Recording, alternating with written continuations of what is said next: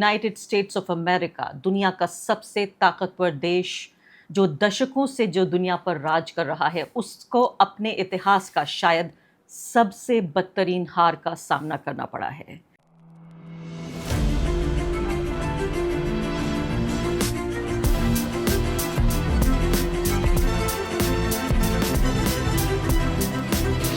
War रुकवा दी पापा।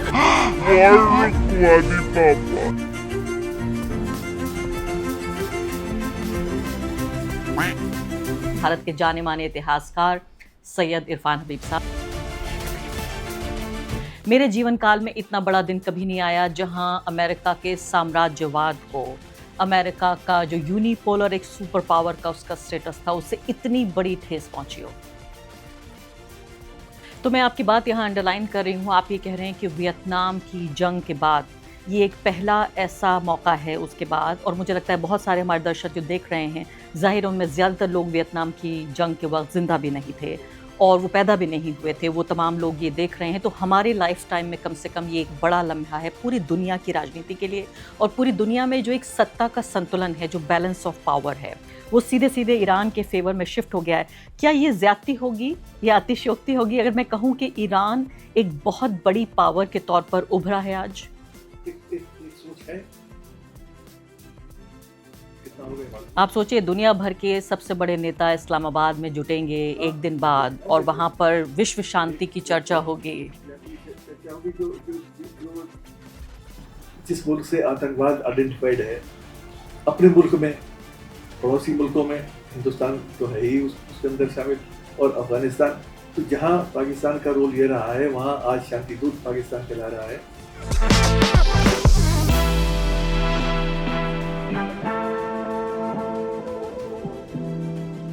नमस्कार, इस बेहद ख़ास पॉडकास्ट में आपका बहुत बहुत स्वागत है। खबर इतनी बड़ी है कि जिसको बताते हुए भी अजीब लग रहा है। जी हाँ, हम इतिहास का एक लम्हा अपने सामने जी रहे हैं। यूनाइटेड स्टेट्स ऑफ अमेरिका दुनिया का सबसे ताकतवर देश जो दशकों से जो दुनिया पर राज कर रहा है, उसको अपने इतिहास का शायद सबसे बदतरीन हार का सामना करना पड़ा है। ईरान के साथ समझौते के लिए, सीज़ फायर के लिए, या फिर हिंदी में कहें तो युद्धबंदी के लिए तैयार हो गया है यूनाइटेड स्टेट्स। जी हाँ, और तमाम मांगें जो ईरान ने कहा था कि अपनी मांगों पर ईरान इस जंग को ख़त्म करेगा या इस जंग पर रोक लगाएगा। 2 हफ्ते के लिए ये युद्धबंदी हुई है। उम्मीद की जाती है कि कम से कम इतने तो उसूल होंगे, इतने तो सिद्धांत होंगे कि यूनाइटेड स्टेट्स इसका पालन करेगा 2 हफ्ते तक, और ये बातचीत जल्द ही शुरू होने वाली है। पाकिस्तान के इस्लामाबाद में 10 पॉइंट्स की ये युद्धबंदी की शर्तें हैं, जिसमें आप सोचिए सबसे बड़ी बात, जो स्ट्रेट ऑफ हॉर्मुज़, यानी जहाँ से पूरी दुनिया का करीब 20 से 25% ईंधन होके गुजरता है। भारत को भी देखें तो कम से कम 70 से 80% यहाँ की गैस और 1/4 हमारी तेल की जो पूरी ज़रूरत है वो यहाँ से होकर गुजरती है। उस पर पूरा कब्ज़ा ईरान का होगा, जो इस जंग से पहले वैसा नहीं था, लेकिन जंग के बाद वैसा होगा। तमाम तरह का अग्रेशन, तमाम तरह के हमले बंद हो जाएंगे, और भी कई बिंदु हैं इस बात के जो मैं आपको अगले कुछ मिनटों में बताऊंगी। लेकिन इतिहास के इस लम्हे को जीने के लिए मैंने आपके सामने फ़िलहाल दावत दी है एक बहुत ख़ास मेहमान को, भारत के जाने माने इतिहासकार सैयद इरफान हबीब साहब। बहुत बहुत शुक्रिया आपका कि आपने इसी दिन आके ये बातचीत की। कैसे देख रहे हैं आप इस दिन को? दिन तो इसलिए बड़ा है क्योंकि इससे पहले बहुत कुछ हो चुका है, और जिस तरह से माहौल बनाया गया था कि तबाही होगी और सिविलाइजेशन ख़त्म हो जाएगी और बड़ी बड़ी बातें थी, तो उसके बाद मैं इसको कम डाउन नहीं कहूँगा, लेकिन I will surely call it कि इसमें थोड़ा रैशनल थिंकिंग, कुछ प्रेशर जो इंटरनेशनली बना, जिसमें चाइना ने बड़ा रोल प्ले किया, और ये सब ओवरनाइट हुआ, क्योंकि रात तक तो ये सब चल ही रहा था, धमकियाँ। तो उसका असर ये हुआ कि कम से कम ट्रंप जैसे इंसान को, जिसको अपने मुल्क के लोग ऑलमोस्ट इंसेन कह रहे हैं, और वो ये भी कह रहे हैं कि ये बड़ा मिसफॉर्चून है मुल्क का कि ऐसे मौके पर ऐसा राष्ट्रपति उनको मिला जो ये सब उनके साथ, उनके मुल्क के साथ, उनके मुल्क की इकोनॉमी के साथ, उनकी मुल्क की रेपुटेशन के साथ एक खिलवाड़ कर रहा है। तो उस पर भी एक रोक लगा है।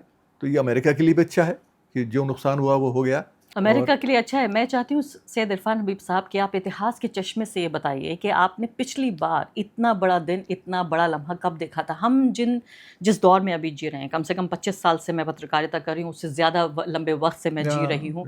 मेरे जीवन काल में इतना बड़ा दिन कभी नहीं आया जहाँ अमेरिका के साम्राज्यवाद को, अमेरिका का जो यूनिपोलर एक सुपर पावर का उसका स्टेटस था, उससे इतनी बड़ी ठेस पहुँची हो।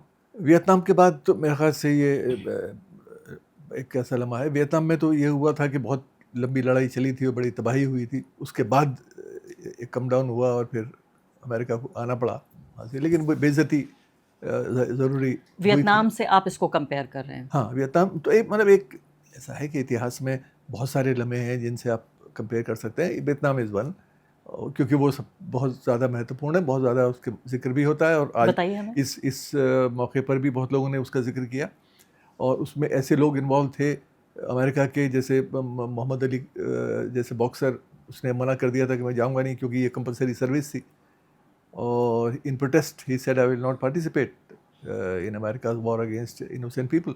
तो इस तरह उसके बहुत से लम्हे आए थे उस वक्त जहाँ वियतनाम में लोगों ने एक प्रोटेस्ट किया और अमेरिका की जो पॉलिसीज थी उसकी मुखालफत की उनके अपने मुल्क में। वही आज भी हुआ जो पिछले एक महीने से हो रहा है। बड़े बड़े जेफरी सैक्स से लेके बड़े बड़े एक्टर्स, जनरल्स, ये सब लोग they were all calling out Trump. तो ये अपने मुल्क में to be critical of your own country, of your own president, ये आमतौर से नहीं होता है, ख़ास तौर से जब आप मुल्क लड़ रहा हो, लड़ाई लड़ रहा हो, और एक ऐसी लड़ाई जो इल्लीगल है, जिसको लोगों ने इल्लीगल कहा और ये एहसास नहीं किया कि हमें एंटी नेशनल कहा जाएगा, क्योंकि लड़ाई में तो अगर आप अपना मुल्क का साथ ना दें तो आप तो एंटी नेशनल हो ही जाते हैं। एंटी नेशनल हो जाते हैं आप। सरकार के अगर नजरिए से जरा भी असहमत हो, हमने सिंदूर के समय पे ये देखा है। इरफान हबीब साहब, ये सोचिए आपकी लड़ाई ऐसे मकाम पर थी जहां दो न्यूक्लियर कंट्रीज, बिल्कुल लग रहा था कि एक दूसरे पर न्यूक्लियर हमला करेंगे। मैंने एक ट्वीट किया था कि हमें जंग नहीं चाहिए, जो मैं अभी भी मेंटेन करती हूँ। चाहे ईरान इस जंग को जीत रहा है, तब भी मैं ये कहना चाहती हूँ कि पहली बात तो ये जंग होनी ही नहीं चाहिए थी। आप ये सोचिए कि इतना हमला हुआ मेरे जैसे लोगों पर और देशद्रोही कहा गया सिर्फ ये कहने के लिए कि no to war. No to war, या नहीं तो ये लोग रियलाइज़ नहीं करते हैं। और मुझसे भी बहुत लोगों की बहस होती थी कि भाई ईरान के फेवर में लोग बोलते थे, और उसमें मुझे कोई वो नहीं है, वो जो ईरान की पोजीशन थी उस पर आप सपोर्ट कर सकते हैं, लेकिन जंग को सपोर्ट करना और ये कहना कि ईरान बहुत कुछ कर सकता है और ईरान बहुत पावरफुल है, मैं यही कहता था कि भाई पावरफुल है लेकिन उसकी अपनी लिमिट्स हैं। अमेरिका एक बहुत बहुत बड़ी ताकत है और मॉडर्न वॉरफेयर में कोई विक्टर नहीं होता। मॉडर्न वॉरफेयर में वैंक्विश्ड ही होते हैं दोनों तरफ से, एक कम बर्बादी झेलता है, एक ज़्यादा बर्बादी झेलता है, लेकिन आबाद कोई नहीं होता, क्योंकि ये तलवारों की लड़ाई नहीं है जहाँ सिर्फ कॉम्बेटेंट्स मरते थे। बिल्कुल। तो मैं आपकी बात यहाँ अंडरलाइन कर रही हूँ। आप ये कह रहे हैं कि वियतनाम की जंग के बाद ये एक पहला ऐसा मौका है उसके बाद, और मुझे लगता है बहुत सारे हमारे दर्शक जो देख रहे हैं, जाहिर उनमें ज़्यादातर लोग वियतनाम की जंग के वक्त ज़िंदा भी नहीं थे और वो पैदा भी नहीं हुए थे। वो तमाम लोग ये देख रहे हैं, तो हमारे लाइफ टाइम में कम से कम ये एक बड़ा लम्हा है पूरी दुनिया की राजनीति के लिए। और पूरी दुनिया में जो एक सत्ता का संतुलन है, जो बैलेंस ऑफ पावर है, वो सीधे सीधे ईरान के फेवर में शिफ्ट हो गया है। क्या ये ज़्यादती होगी या अतिशयोक्ति होगी अगर मैं कहूँ कि ईरान एक बहुत बड़ी पावर के तौर पर उभरा है आज? एक सोच है जो ये कह रही है, लेकिन उसी तरह कुछ लोग ऐसे भी हैं जो ये कह रहे हैं, और मैं हमारे दोस्तों में वो लोग, मैं नाम नहीं दूंगा, जो ये कह रहे हैं कि ये तो ईरान ने तो अरब वर्ल्ड के ख़िलाफ़ पोजीशन ली है और अरब वर्ल्ड को नुकसान पहुंचाया है और अरब वर्ल्ड की बिजनेस को नुकसान पहुंचाया है, उनकी रेपुटेशन को नुकसान पहुंचाया है। तो क्या ये आपके दोस्त ये भी बात कर रहे हैं कि अरब वर्ल्ड कैसे गुलामी कर रहा है अमेरिका की? ये वो इस बात का वो एहसास नहीं उनको होता, और उस पर मेरी उनसे डिस्कशन भी होता है, व्हाट्सएप पे भी होता है, और मैं कहने की कोशिश करता हूँ कि भाई जो आप ये कह रहे हैं, आप एक भी मौका बता दें जहाँ दुबई में किसी पॉपुलेटेड सिविलियन पॉपुलेशन पर कोई हमला ईरान ने किया हो या सऊदी अरेबिया में क्या हो, उन सब इलाकों पर किया जहां अमेरिकन इंटरेस्ट थे, जहां से ईरान को ख़तरा था। अब उसमें कहीं कोई ड्रोन गिरता है जिसको आप मार के गिराते हैं, उससे नुकसान पहुंचे हैं जगह जगह। दुबई में एक दो मौक़ों पर कुछ लोग उससे हमारे हिंदुस्तानी पाकिस्तानी उसमें मरे भी हैं 5-6 लोग, लेकिन कोई मेजर नुकसान नहीं हुआ है और ना वो टारगेट था जो ईरान ने बार बार कहा भी। मैं आपको भारत की विदेश नीति पे थोड़ा लाना चाहती हूँ और ये बात भी कि इस लम्हे को इतिहास में दर्ज करना बहुत अहम है आज का दिन, ये दर्शक जो देख रहे हैं, क्योंकि आप ये देखिए कि पूरी दुनिया में लगातार देशों के बीच में जो सत्ता का संघर्ष है वो लगातार जारी रहता है, लेकिन कोई एक ऐसा लम्हा आता है जो डेफिनेटिवली निर्णायक रूप से ये बताता है कि आखिर दुनिया के सबसे पावरफुल लोग, और इसलिए नहीं कि अमेरिका अब तक सबसे बड़ी फाइनेंशियल पावर, सबसे बड़ी मिलिट्री पावर, सबसे बड़ी सॉफ्ट पावर भी, देखिए पूरी दुनिया से सबसे ज़्यादा लायक और टैलेंटेड लोग जाके अमेरिका में काम करते हैं। ऐसे में एक ऐसा देश जो 50 साल से अमेरिका के सैंक्शंस के यानी पैरों के नीचे कुचला हुआ था, दबा हुआ था, वो किस शान से बाहर निकला है और उसने अपना एक नया निज़ाम, एक अपना नया प्रबंधन, अपना एक नया सिस्टम शुरू किया है। मुझे लगता है बहुत सारे दिन हमें गुजर जाएंगे इसे एनालाइज करने में कि इस जंग में इस संधि के क्या मायने हैं और ईरान की शर्तों पर संधि के क्या मायने हैं। मुझे लगता है कि शायद दुनिया में ये पहला देश फिलहाल है हमारी याददाश्त में जिसने घुटनों पे ले आया है ईरान को। अब मुझे ये बताइए, अमेरिका को घुटनों पे ले आया है कि अगर हम भारत की विदेश नीति की बात करें, पहली बात तो पाकिस्तान को बड़ा ही एक प्रोमिनेंट रोल मिल गया है। इस्लामाबाद में बातचीत हो रही है जो नहीं मिलना चाहिए था। अच्छा, ऐसा क्यों? इसलिए कि पाकिस्तान पीस नेगोशिएटर की तरह काम करे, जिस मुल्क की तारीख अपनी इस रोल से मैच नहीं करती। वो सिर्फ एक हालात ऐसे बने जिसमें लगता है कि हम लोगों को जो रोल प्ले करना चाहिए था वो हमने नहीं किया। हमने कहीं कुछ गलती की और उसका नहीं, मैं अपनी बात पे आऊंगी कि भारत ने क्या नहीं किया, लेकिन पाकिस्तान को ये रोल कैसे मिल रहा है? पाकिस्तान को रोल इसलिए मिल रहा है कि पाकिस्तान के अब वो भी, मैं नहीं समझता हूँ कि वहाँ के जो प्रधानमंत्री हैं शहबाज शरीफ, उनका कोई रोल है इसमें। रोल है मुनीर का, आसिम मुनीर ने कुछ कल्टीवेट किया डोनाल्ड ट्रंप को, और डोनाल्ड ट्रंप जैसा आदमी, क्योंकि वो हमने खबरें पढ़ी कि उनके साथ लंच किया और खाने किए और मुलाकात की मुनीर के साथ, और शहबाज शरीफ के साथ कैसे बिहेव किया ये भी वीडियो एक सर्कुलेट हुआ था कि इशारे से क्या बैठ जाओ, मतलब he almost insulted him in public. So, but he knew that how relations have to be built, with whom he had to keep contact, and Pakistan had a strategic location where America wanted कि पाकिस्तान एक role play करे। तो आप ये कह रहे हैं कि ज्योग्राफिकली जो पाकिस्तान की लोकेशन, यानी उससे जो ज्योग्राफिकली ईरान के साथ बॉर्डर का मिलना है, बिल्कुल इधर अफगानिस्तान के साथ भी मिलना है, तो वो एक बड़ा स्ट्रेटेजिक रोल प्ले करता है, लेकिन वो काफ़ी नहीं है। उसके अलावा भी बहुत सारा रोल हम प्ले कर सकते थे, हमने इससे पहले भी इतिहास में किया है, और वो रोल हम लोग मिस कर गए। तो मैं अब इस बात पे आती हूँ कि कैसे हमारे लिए ये एक तरह की मिस्ड अपॉर्चुनिटी है जो पाकिस्तान ने एक तरह से भुना लिया है, शांति का नया मसीहा है इस पूरी जंग में। ये बात मैं कह रही हूँ, एक ट्वीट पढ़ के सुनाना चाहती हूँ अपने दर्शकों को।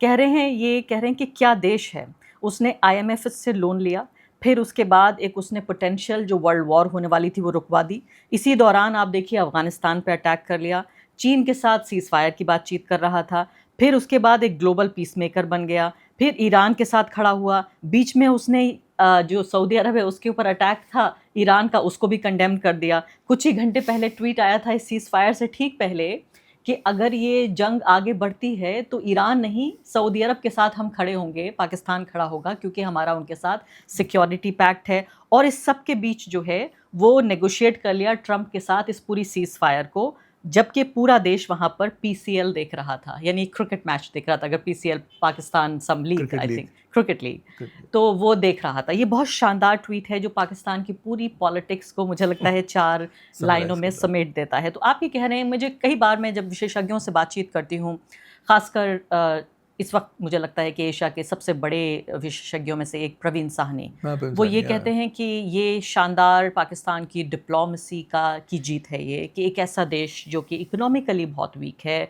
पॉलिटिकली भी आप देखें कोई डेमोक्रेसी मजबूत नहीं है, आबादी भी देखें तो बहुत कम है वहाँ की, मतलब स्ट्रेटेजिकली अगर देखें तो पाकिस्तान की वो हैसियत नहीं है जो जिस तरह से उसको अहमियत मिल रही है ग्लोबल स्टेज पर। बिल्कुल नहीं मिलनी चाहिए थी, क्योंकि पाकिस्तान डिजर्व करता भी नहीं है, क्योंकि पाकिस्तान की जो पूरी पॉलिटिक्स है वो हम देख रहे हैं जो क्या है, अपने मुल्क के साथ क्या है, अफगानिस्तान में पाकिस्तान क्या कर रहा है, वो उसका तो जिक्र हमने किया ही नहीं। इस लड़ाई के दौरान 400 लोगों को मारा, अस्पताल पे हमला किया, अफगानिस्तान में। उसका जिक्र ही नहीं आया।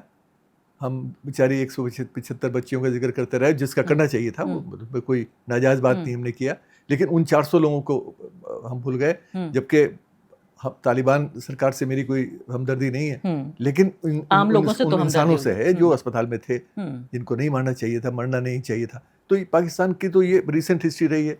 तो बात यह है कि पाकिस्तान ने जो भी कुछ किया है वो उन हालात का फ़ायदा उठाते किया जिसमें चाइना, जो उनका ट्रेडिशनल दोस्त है, एलाई है, इंडिया के अगेंस्ट है, इंडिया के दुश्मन है, उसके साथ तो वो हमेशा से हैं, वो एक नेक्सस बना इस बीच में। अमेरिका ज़ाहिर है यूज़ कर ही रहा है पाकिस्तान को, बावजूद चाइना और अमेरिका की यही बात कहने वाली थी मैं कि दो धुर विरोधियों के साथ दोनों का इस्तेमाल किया। तो ये एक बड़ी क्लेवर कहिए या बड़ा एक चालाक अंदाज कहिए जो पाकिस्तान ने अपनाया, जिसका उसको फ़ायदा पहुंचा। अभी फ़िलहाल तो फ़ायदा है ही, और आगे लॉन्ग रन में कितना होगा ये मालूम नहीं। आप सोचिए, दुनिया भर के सबसे बड़े नेता इस्लामाबाद में जुटेंगे एक दिन बाद, और वहाँ पर विश्व शांति की चर्चा होगी। विश्व शांति की चर्चा होगी। जो जिस मुल्क से आतंकवाद आइडेंटिफाइड है अपने मुल्क में, पड़ोसी मुल्कों में, हिंदुस्तान तो है ही उसके अंदर शामिल, और अफ़गानिस्तान, तो जहाँ पाकिस्तान का रोल ये रहा है वहाँ आज शांति दूत पाकिस्तान कहला रहा है, शांति लाने की। लेकिन उनकी डिप्लोमेसी की तो तारीफ करनी पड़ेगी। डिप्लोमेसी की तारीफ तो आप ज़ाहिर है आपको करनी पड़ेगा। अब आप कितना भी मजबूर रहे हो, आपने क्यों भी गलतियाँ की हो, चूक की हो, जो भी कुछ किया हो, आप तो नहीं मानेंगे आपने कोई गलती की है। तो यानी पूरी दुनिया की सांसें थमी हुई थी कि एक न्यूक्लियर वॉर होने वाली है, और पाकिस्तान के मीडिएशन जो माहौल शाम तक था, जो लास्ट स्टेटमेंट, हम जब तक सोए हैं हिंदुस्तान में लोग, हमारे यहाँ जब रात हुई उस वक्त तक ट्रंप की जो ज़बान थी, लैंग्वेज थी, वो इतनी ख़तरनाक थी। तो हम तो सुबह उठ के सबसे पहले 5:30 बजे जब डेडलाइन ख़त्म हुई तो मैंने खोल के यही देखा कि भाई कुछ हुआ तो नहीं, तो उसमें सीज़फायर की खबर आई। तो इतना खौफ लोगों में था। हम जैसे लोग, जहाँ हमें बॉम्बिंग का भी ख़तरा नहीं है, तो उन लोगों ने कैसे रात गुजारी होगी जहाँ इस तरह के खतरे ज़ाहिर मंडरा रहे थे उन पर। वो तो ईरान तो रात गुजार रहा था जहाँ सड़कों पर एक शहादत का एक जश्न था। मैं उस पर भी आऊँगी, जिक्र करेंगे। मैं बिल्कुल इस पे आऊँगी कि कैसे वो देश बनता कैसे है, ऐसे कैसे बन जाते हैं ये देश। मैं ये भी समझने की कोशिश करूँगी। मुझे लगता है कि मैं ईरान को जानती हूँ, जितना जानती हूँ उतना ही नहीं जानती हूँ। लेकिन पहले भारत की विदेश नीति पे मैं आती हूँ। अगर इस वक्त हमारे देश में, मैं तो पहले कहती हूँ बड़ी मिस्ड अपॉर्चुनिटी। आप सोचिए, ये गांधी का देश है, ये गौतम बुद्ध का देश है, शांति की, विश्व शांति की कोई भी पहल होनी चाहिए, वो इस देश से शुरुआत होनी चाहिए। हम दुनिया का सबसे बड़ी आबादी वाला देश है, सबसे बड़ा लोकतंत्र है, लेकिन बात हो रही है शांति की पाकिस्तान में। अगर इस वक्त नरेंद्र मोदी की सरकार नहीं होती, जवाहरलाल नेहरू की सरकार होती, तो कैसे बातचीत होती? देखो, ये हिस्ट्री में हाइपोथेटिकल क्वेश्चंस पर आप फैसला नहीं कर सकते, लेकिन जाहिर है कि नेहरू का जो वक्त था, नेहरू का जो पूरा पीरियड है, उसमें एक सियासत भी दूसरे तरह की थी, सियासी लोग भी दूसरी सोच के थे। तो जाहिर है कि जो आज हो रहा है वो नहीं होता। क्या सोचते? उस वक्त सोच ये थी कि एक तो डीकोलोनाइजेशन हुआ था, तभी बड़े बड़े मुल्क थे जो आज़ाद हुए और जिनके इंटरेस्ट जुड़े हुए थे, जो आज़ादी के बाद अपने आप को ऊपर लाने की कोशिश कर रहे थे। उन मुल्कों के नेता थे जवाहरलाल नेहरू, और उन मुल्कों में बहुत सारे मुल्क थे, जैसे इजिप्ट से लेके और यूगोस्लाविया और बहुत सारे नॉन अलाइंड पूरा जो ग्रुप है वो सब नेहरू की लीडरशिप में था। तो उस पीरियड में ज़रूरत थी नेहरू जैसी लीडर की, जो हिंदुस्तान ने वो प्लेटफॉर्म नेहरू जैसे लीडर को दिया, और नेहरू जैसा आदमी हमारे सामने आया उन सब प्रॉब्लम सॉल्व कर। आज की प्रॉब्लम यह है कि पहली बात तो वो लीडरशिप नहीं है, वो क्वालिटीज़ नहीं है, वो पेशेंस नहीं है, वो कमिटमेंट नहीं है। कमिटमेंट मैं कह रहा हूँ जिसको आप इंसानियत कहते हैं, जहाँ आप चाहते हैं कि लेकिन इरफान हबीब साहब, मुझे बताइए कि एक ऐसी फॉरेन पॉलिसी जो हिंदुत्व के इर्द गिर्द घूम रही है, जहाँ हमारा सबसे करीबी देश एक जेनोसाइडल स्टेट है, एक टेररिस्ट स्टेट जिसका नाम है इजराइल, अगर वो हमारा सबसे करीबी देश, सबसे करीबी दोस्त है, तो हम कैसे ये उम्मीद करें कि हम ईरान और यूएस के बीच बैठ के शांति समझौता करेंगे? वो तो एक बड़ा मेजर ब्लंडर था ही। वो ब्लंडर तो है या हमें पॉलिसी है? पॉलिसी कहिए या जो भी है वो मुझे नहीं लगता है कि ये ब्लंडर इसलिए कह रहा हूँ कि ये जो मौका था जिस वक्त ये कुछ हुआ, जो भी कुछ हमारे प्रधानमंत्री गए मिले और झपियाँ हुई, इस ये मौका नहीं था। रिलेशनशिप इज़राइल के साथ तो अभी इसी ट्रिप से नहीं बनी है, उससे पहले भी होता रहा है और उससे पहले भी हमारे इसलिए तो मैंने विदेश पॉलिसी मंत्री गए। कहा। हाँ, गलतियां तो माफ तो कर दी जाती हैं। ये तो कॉन्शियस अटेम्प्ट है।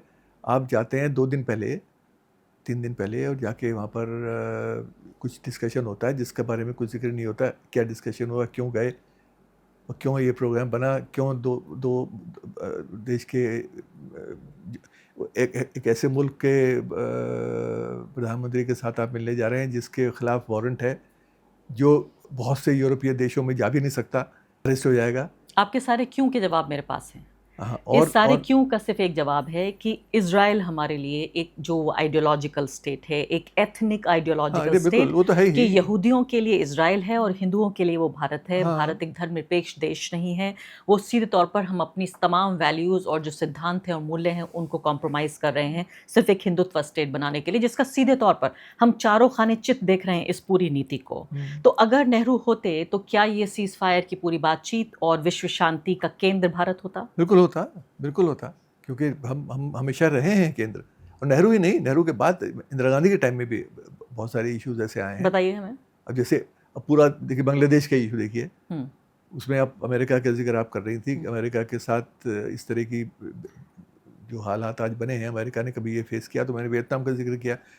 1971 में जो बांग्लादेश का क्राइसिस हुआ, उसमें इंदिरा गांधी ने क्या रोल प्ले किया, और ये मुझे बताने की ज़रूरत नहीं है, डॉक्यूमेंटेड है। और काफ़ी वीडियोस आजकल तो बहुत आए हैं कि इंदिरा गांधी गई और निक्सन से मुलाकात किए बगैर हिंदुस्तान आ गई, और लोगों ने कहा कि भाई ये आप इतने बड़े मुल्क के राष्ट्रपति से मिले बगैर और आप कैसे लौट के आ गई, क्योंकि वो क्राइसिस का टाइम था और Indira Gandhi was not in a position to compromise at all. और समुद्र फ्लीट का पूरा की धौंस अमेरिका ने दिया, सब कुछ हुआ। उसके बावजूद इंदिरा गांधी ने वही किया जो तय किया हुआ था, और हिंदुस्तान ने अपना जो ऑब्जेक्टिव था वो अचीव किया, बावजूद इसके कि अमेरिका थ्रेटन करता रहा।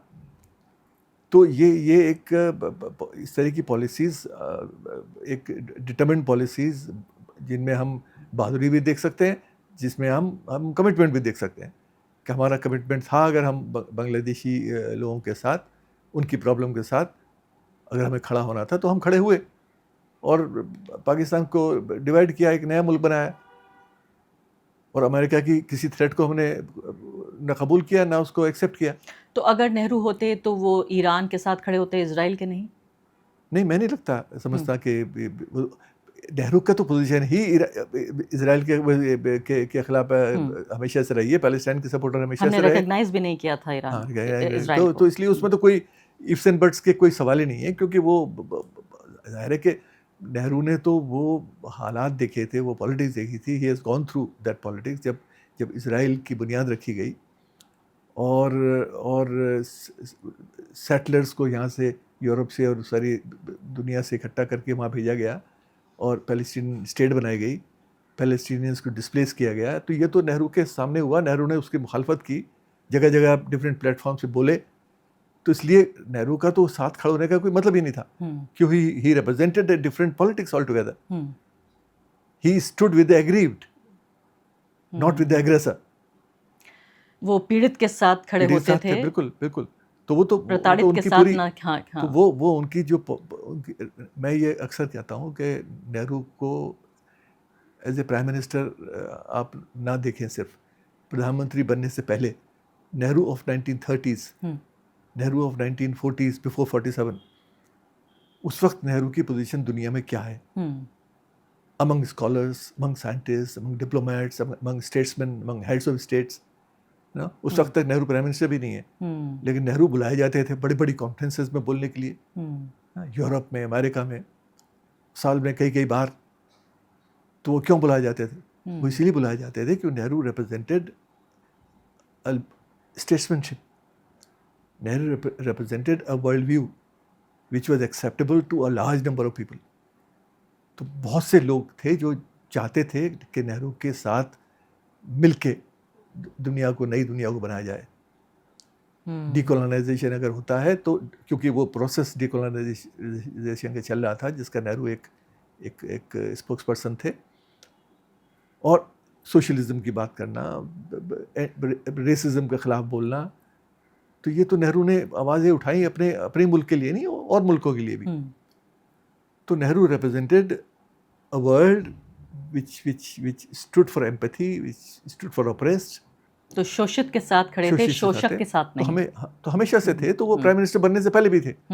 तो मैं अक्सर यही बात कहता हूँ कि नेहरू को आप प्रधानमंत्री के तौर पर आप क्यों देखते हैं? सिर्फ प्रधानमंत्री बनने से पहले का प्रोफाइल देखें ना, नेहरू की स्पीचेस पढ़ें, सब कलेक्टेड वर्क्स में मौजूद हैं।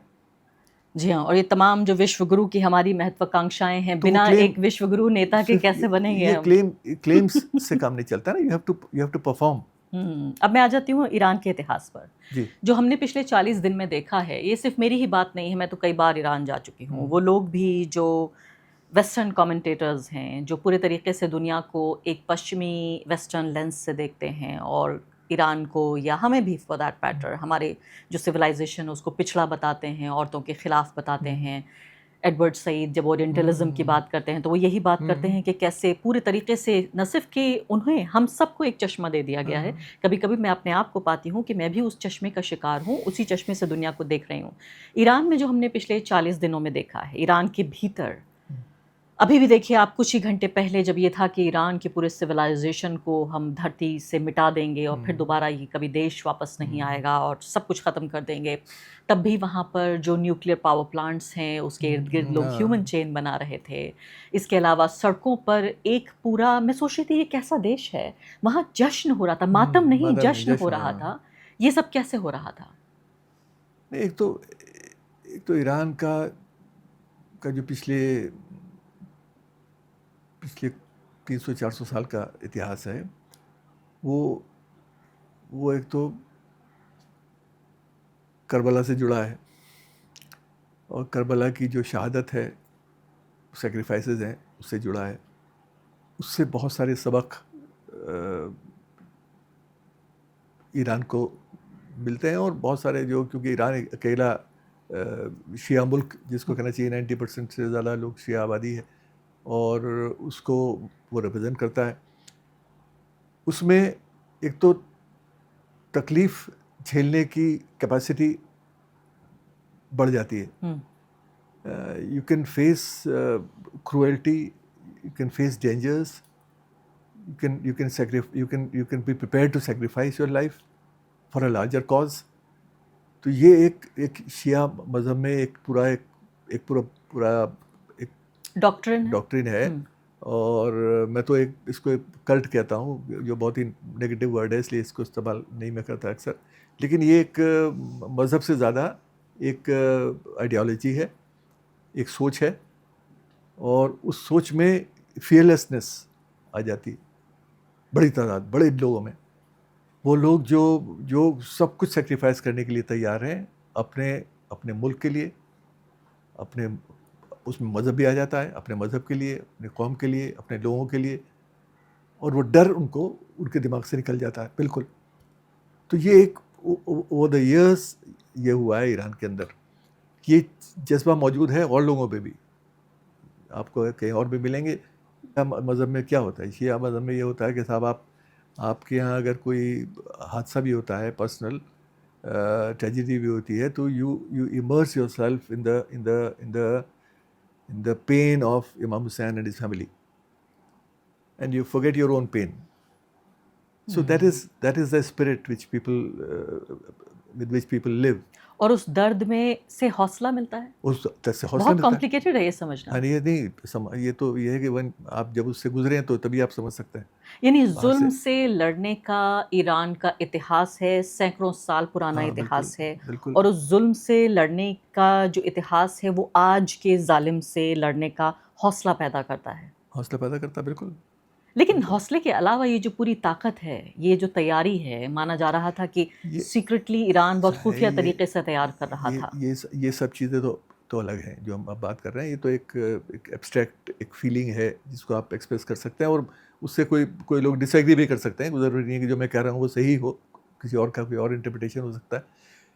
तैयारी का जहाँ तक सवाल है, क्योंकि ईरान, एक तो ये आपको मान के चलना चाहिए कि ईरान उन मुल्कों में है जहाँ मैथमेटिक्स, फिज़िक्स, साइंसेस जनरली वो वेरी इंपॉर्टेंट, और ये नया नहीं है, एक पुराना एक ट्रेडिशन है। बताइए हमें इस बारे में। जहाँ बड़ी तादाद में मैथमेटिशियंस हुए, साइंटिस्ट हुए, एस्ट्रोनॉमर्स हुए, तो ये जो दुनियावी इल्म है, साइंटिफिक इल्म ख़ास तौर से, उसको परसू करना, ये एक पर्शियन ट्रेडिशन रही है। आप जब इस्लाम में साइंस की बात होती है उसमें आप नाम ले, मैं ये नहीं कह रहा हूँ कि सब, एक बड़ी ट्रेडिशन है जिसमें पर्शियन स्पीकिंग लोग, उमर ख़य्याम से लेके इब्न सीना से लेके इमाम गज़ाली ना, ये सब पर्शियन स्पीकिंग लोग थे, ये अरब नहीं थे ना। तो ये तो ये कुछ नाम है, बहुत सारे नाम हैं और लिए जा सकते हैं। ये सब लोग आलिम लोग हैं जिन्होंने साइंस किया, मैथमेटिक्स की, हिस्ट्री ऑफ मेडिसिन किया। इब्न सीना जैसे लोग, एविसेना जिसको यूरोप कहता है, तो ये सब लोग थे जिन्होंने एक इस ट्रेडिशन को ज़िंदा रखा, और पर्शियन ट्रेडिशन को। निशापुर में ऑब्जर्वेटरी थी बहुत बड़ी, मिडिवल पीरियड में, वहीं से इंस्पायर होके हमारा जयसिंह ने जंतर मंतर जो बनाए जगह जगह, वहीं से इंस्पिरेशन आती है। जिजे मोहम्मद शाही का एक पूरा इंस्पिरेशन वहीं से है। तो ये सब एक बैकग्राउंड है जो नॉलेज ट्रेडिशन को आप ब्रीफली आप देख सकते हैं। जो आज ईरान में हो रहा है पिछले कुछ बरसों से, लाइक अयतुल्लाह ख़ोमेनी के रेवोल्यूशन के बाद नहीं, उससे पहले भी, रज़ा पहलवी के टाइम में भी, जहाँ और बहुत सी ऐसी चीज़ें थी जो नहीं होनी चाहिए थी, जो होती थी, क्योंकि रज़ा पहलवी तो अमेरिकन एजेंट था वेस्ट का, और वो तेल का पूरा एक ज़ख़ीरा था जो सौंप रखा था उसने। और बाकी जो कुछ आज़ादी लोगों को मिली हुई थी, जिसको लोग ये हमारे मुल्ला रिजीम कहती थी इससे शराबखोरी होती है या ऐशी होती है, वो अब ठीक है, आप उससे एग्री करें डिसएग्री करें, वो अलग चीज़ है, लेकिन परसूट ऑफ नॉलेज उस दौरान भी था। जब 79 में ईरानियन रेवोल्यूशन होता है, इस्लामिक रेवोल्यूशन, तो एक बड़ी तादाद में लोग जो साइंस और मैथमेटिक्स और फिज़िक्स करते थे यूनिवर्सिटीज़ में, वो भाग के यूरोप चले गए। यूरोपियन यूनिवर्सिटी आज भी हैं वहाँ पर, रिटायर भी हो गए बहुत से लोग, बड़े बड़े काम उन्होंने वहाँ पर किए, बड़े अवार्ड्स जीते। लेकिन जो लोग बचे पीछे, उनमें भी बहुत से लोग ऐसे रह गए जो इस इल्म को अपने सीने में छिपा के और अपनी अगली जनरेशंस को दे रहे हैं। तो उन्होंने उस इल्म को बरकरार रखा, यूनिवर्सिटीज़ को ज़िंदा रखा। सिर्फ ये हुआ कि वो मज़हब के नाम पर होने लगा कि वो सब लोग मजहबी लोग थे, तो नमाज भी पढ़ते थे, और तो रिलीजियस नेशनलिज्म एक तरह का। लेकिन उसके पीछे दैट वाज सपोर्टेड बाय, जो आप कह रहे हैं कि ये पूरा जो एक परंपरा रही, एक पूरी रिवायत जो थी, साइंस, टेक्नोलॉजी, नॉलेज बिल्डिंग, इस सब के दौरान इसका फल मिल रहा है ईरान को उसका क्योंकि वो एक बेस था। 40 साल की जो सैंक्शंस रही, जो ऑलमोस्ट कट ऑफ रहा ईरान दुनिया से, उस पीरियड का इस्तेमाल बड़े कंस्ट्रक्टिवली ईरान ने अपने डिफेंस के लिए किया। और ईरान जानता था कि एक वक्त आएगा कि उसको एक लड़ाई अमेरिका से लड़नी पड़ेगी। ये लोगों ने स्टेटमेंट दिए हैं। क्या शानदार बात कह रहे हैं आप इस वक्त। हाँ, तो ये ईरान को ये एहसास था, लोगों को एहसास था कि क्योंकि वो पहले हो चुका है जिमी कार्टर के टाइम में, जो कुछ लोग जिनको वहाँ पर बंधक बनाया एम्बेसी में, और जिमी कार्टर ने कुछ वहाँ रेस्क्यू के लिए भेजा, और वो रास्ते में ही मार दिया गया, ख़त्म हो गया, नहीं पहुँच पाया। उसमें फिर वो रिलीजियस कलर उसका दिया गया कि साहब वो तो एक डिवाइन इंटरवेंशन था, इसलिए वो, anyway that's a different issue. लेकिन ये एहसास ईरानियंस को था कि अमेरिका से उनको एक कॉन्फ्लिक्ट का सामना करना पड़ेगा कभी ना कभी, जिसकी तैयारी उनको करनी चाहिए। जो उन्होंने इंडिजिनसली की with the help of Russia, China. वो अब सामने आ रहे हैं कि किन किन लोगों ने उनको मदद की। जो भी अमेरिका का दुश्मन था वो ईरान को सरप्टिशियसली हेल्प करता था। इंडिजिनसली चीप, जो आप अब सुन रहे हैं, चीप ड्रोन्स बनाए, चीप मिसाइल्स बनाए, जो अमेरिका के यानी $2 बिलियन के डिफेंस सिस्टम को बर्बाद कर दिया, $50,000 के एक रडार अच्छा, से। फिर उनको उनको उनका उनका सेफ कीपिंग का ध्यान रखा, क्योंकि ईरान एक पहाड़ी मुल्क है। 60-70% तो पहाड़ है वहाँ पे चारों तरफ, उनके बीच में शहर है। तो उन पहाड़ों को में गुफाओं में ये सब छिपा के रखा गया। ये एहसास था कि इन पर अटैक होगा।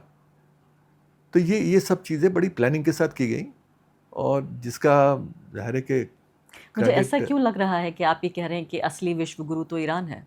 हाँ, तो अब ज़ाहिर है कि अब आप देखिए तो मतलब एक जो अमेरिका जैसा विश्व गुरु, जो सही मानों में विश्व गुरु है ऑन सो मेनी काउंट्स। नहीं, मैं यहाँ पे भारत को लाना चाहती हूँ, क्योंकि हम जो कहते हैं वही। आप देखिए हमारी विदेश नीति देखिए पिछले 1 दशक की, आप अगर गौर से सुनने की कोशिश करें जयशंकर जी को, नरेंद्र मोदी जी को, वो कहते हैं कि हमारी अपनी सभ्यता है, उसका पुनर्जागरण हो रहा है। हम पश्चिमी जो वैल्यूज़ और सिद्धांत हैं, लोकतंत्र के, मानववाद के, फेमिनिज्म के, लिबरलिज्म के, उन सब को हम रिजेक्ट करते हैं, क्योंकि हमारा अपना आइडिया है, हमारी अपनी साइंस है, टेक्नोलॉजी है। ये सब सिर्फ खोखली बातें करते रह गए। हमने तो कहीं पिछले 20-30 साल से कुछ बनाया नहीं, लेकिन ये चुपचाप अपना एक पैरेलल सिस्टम बनाते गए। और जब मौका आया, आपने कहा कि उन्हें पता था, तो ये लड़ाई फिलोसफिकल भी थी। हाँ, बिल्कुल। तो फिलोसफिकली भी तैयार कर रहा था ईरान अपने आप को इसके लिए? फिलोसफिकल तो था ही, मतलब पूरा एक्चुअली फिलोसफिकल लड़ाई तो बहुत पुरानी है। तो उसको तो अलग बात की जा सकती है। नहीं, उस पर भी बात कीजिए। असली चीज़ यही सवाल मैं आपसे पूछना चाहती हूँ, क्या फिलोसफिकल लड़ाई है? नहीं, फिलोसफिकल लड़ाई तो ये है कि देखिए, मैं उस फिलोसफिकल लड़ाई के साथ तो नहीं हूँ, लेकिन उस पर बात तो कर सकते हैं। हाँ, अब जैसे जो भी कुछ हमारी जो ये रिजीम थी आयतुल्लाह की, उसकी अपनी एक सोच थी, और उस सोच से हम डिसएग्री कर सकते हैं, और हम करते भी थे। मैं तो पब्लिकली उसके अगेंस्ट सोशल मीडिया में नहीं, हमें सहमत होने की जरूरत नहीं है। मुझे आपको इससे सहमत होने की जरूरत नहीं है, लेकिन हाँ, हम उस पर बात कर सकते हैं। और लेकिन बात यह है कि उस सब के बावजूद जहाँ औरतों के हकूक़ पर कंट्रोल था, जो कहा गया, और बहुत सारी ऐसी चीज़ें थी आप नहीं कर सकते थे। माइनॉरिटी राइट्स की बात होती थी। माइनॉरिटी राइट्स तो अब जो निकल के आ रहा है उसमें तो कुछ और निकल के आ रहा है। हम जो बहुत क्लेम करते हैं माइनॉरिटी का, मुझे लगता है कि Iran actually was treating their minorities much better than us. Sunnis better है वहाँ पर, क्योंकि नॉट सुन्नीज, वहाँ पर बहुत सारे क्रिश्चियन चर्चेज हैं, वहाँ पे बहुत सारे ज्यूज़ हैं, जिस सिनेगॉग को लास्ट नाइट 2 दिन पहले इजराइल ने उड़ा दिया, वो तो सिनेगॉग है पुराना। तो वहाँ पर बड़ी तादाद में यहूदी हैं, और छोटी तादाद सिखों की भी है वहाँ पर। छोटी तादाद सिखों की भी। ट्रांसपोर्टेशन का पूरा काम तेहरान में देखिए सिख करते हैं वहाँ। गुरुद्वारे हैं बड़े बड़े वहाँ पर। और एक आप देखिए जो बड़ी मुझे बड़ा ताज्जुब हुआ कि ईरान को जो सपोर्ट हिंदुस्तान में मिली, वो सिख कम्युनिटी से बहुत बड़ी तादाद में मिली। अभी मैं खबर पढ़ रहा था कि खामनेई साहब की याद में एक बड़ा प्रोग्राम ईरान एम्बेसी कर रही है, ईरान एम्बेसी कर रही है ऑर्गेनाइज। और उसमें ईरान एम्बेसी के लोग अमृतसर जाके अकाल तख्त के लोगों को इनवाइट करने जा रहे हैं उस प्रोग्राम के लिए। तो ये एक था। उसमें मैं किसी सिख का एक बयान पढ़ रहा था, क्योंकि क्यूरियोसिटी हमें भी थी कि ये नेक्सस क्यों बन रहा है, ये इतनी मोहब्बत कैसे, मतलब ये क्या है। तो उन्होंने कहा, वही बात कहा जो हम भी बात कर रहे थे, कि हम जो शिया इस्लाम है उसमें जो शहादत का कंसेप्ट है, उस शहादत के कंसेप्ट से हम एग्री करते हैं। हम तो खुद शहादत को बहुत सैंक्टिमोनियस मांगते हैं, बहुत उसकी सैंक्टिटी हमारे उसमें है, उसके बड़ा सम्मान और इज्जत करते हैं शहादत के जज्बे को, जो शिया मज़हब में करबला के बाद आया। तो हम उसका सम्मान करते हैं, और इसीलिए हम जो शहीद हो रहे हैं वहाँ पर ईरान में अमेरिका के ख़िलाफ़ लड़ते हुए, हम उनका सम्मान करते हैं। तो ये एक शहादत के जज्बे को को इज्जत देते हुए वो बाकायदा वो जो हकीम के रिप्रेजेंटेटिव हैं यहाँ पर, इलाही, डॉक्टर इलाही। हकीम इलाही साहब, डॉक्टर इलाही साहब, उनको बाकायदा रकाबगंज गुरुद्वारे में बुलाया। वो है। प्रोफेसर इरफान हबीब, बहुत बहुत शुक्रिया इस पूरी बातचीत के लिए कि शुक्रिया, आपने दर्शकों को वो सब बातें बताई। मुझे उम्मीद है जो इतिहास में बहुत कम लोग इन बात को जानते हैं। शुक्रिया। Thank you.